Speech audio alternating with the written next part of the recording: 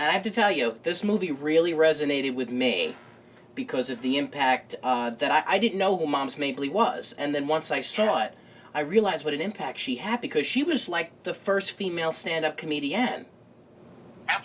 Ever, right. Yeah. So why did you decide to do a documentary on moms? Because I was getting ready to do it on stage, as I had done years and years before.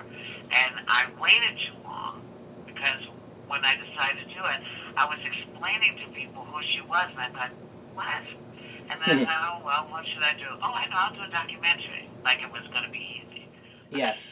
Well, okay, I know it wasn't easy for you, but the way you put it together, and the entertainers and the people that were in the movie, Joan Rivers, you had Sidney Poitier, you had Bill Cosby. I mean, you had a list of people that speaking about her, Yeah.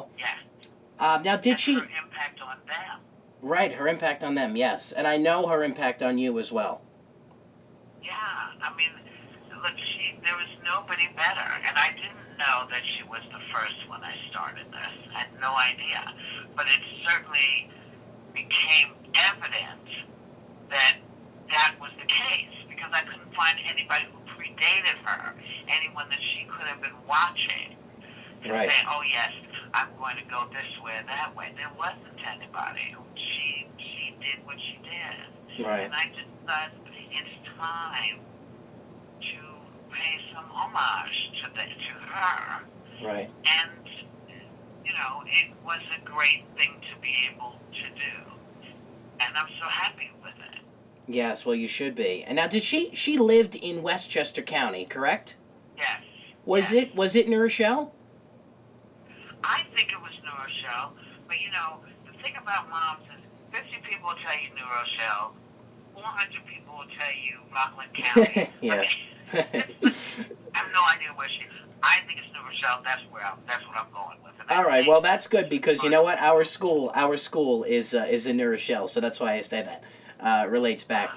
So why do you feel it's so important for the younger generation to know who Moms was? Because she was really great at what she did, and she was funny. I mean, the material that you heard is, it's old. It's old material, and it works still. Right. And you got to say to yourself, why is this still funny? Yeah. What does she have that we long for in our comics? There aren't a lot of political comics the way that she was political.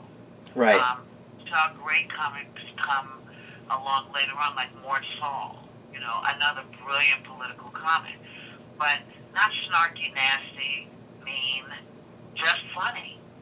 Just funny. Yeah.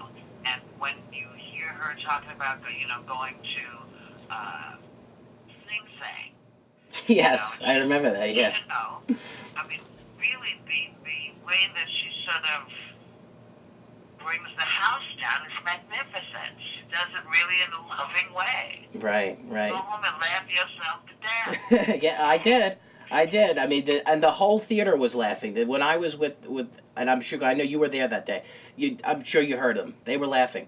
Yes, I was so gratified because the biggest fear I had was that I was wrong about the material, and so that was what I was waiting for. If people laughed or were moved, because when she does Abraham, Martin, and John, I realized half the audience didn't know who she was talking about. Right.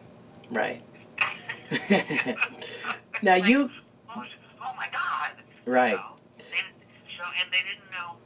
They don't. A lot of it also. I mean, if you break it down, people didn't understand the significance of Playboy After Dark. To see mixed race people or mixing of the races on television, sitting in the same room at a dinner party. Wow. Never seen before. I know it's incredible. That, yeah. Yeah. I mean. He made that happen, and so you realize that oh my God, look at what's happening.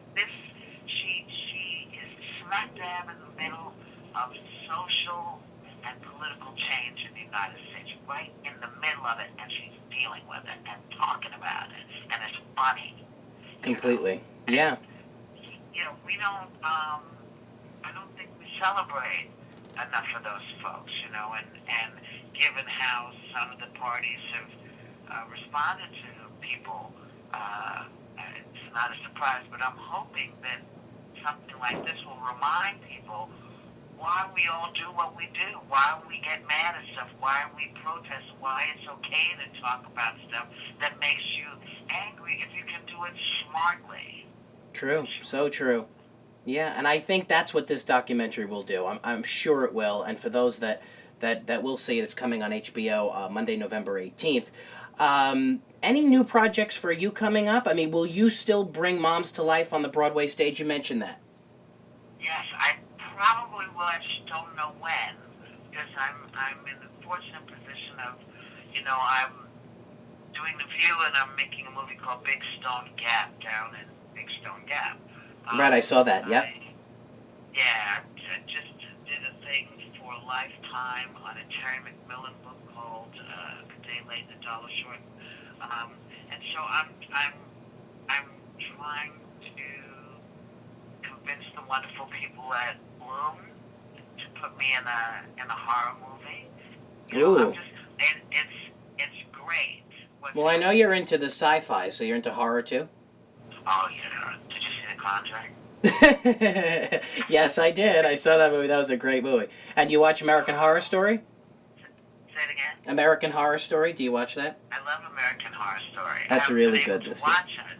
I have it TiVo, not TiVo. I don't call it TiVo. What is it called? Like DVR. Well, you could say TiVo. No, TiVo's okay, or DVR, whatever. Okay. DVR, thank you. I tell you how often I look at my television. That's okay, but you're still up on all the shows and the movies and the sci-fi. Oh, yeah. All right. Well, I just want to tell everyone listening: be sure to watch Whoopi Goldberg Presents Moms Mabley, debuting on Monday, November 18th at 9, exclusively on HBO. It's an incredible documentary.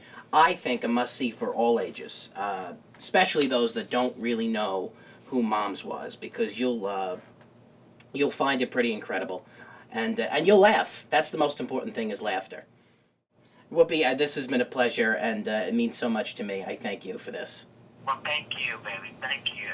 All right, and we'll hopefully catch up soon, and good luck with everything. Good luck at the premiere.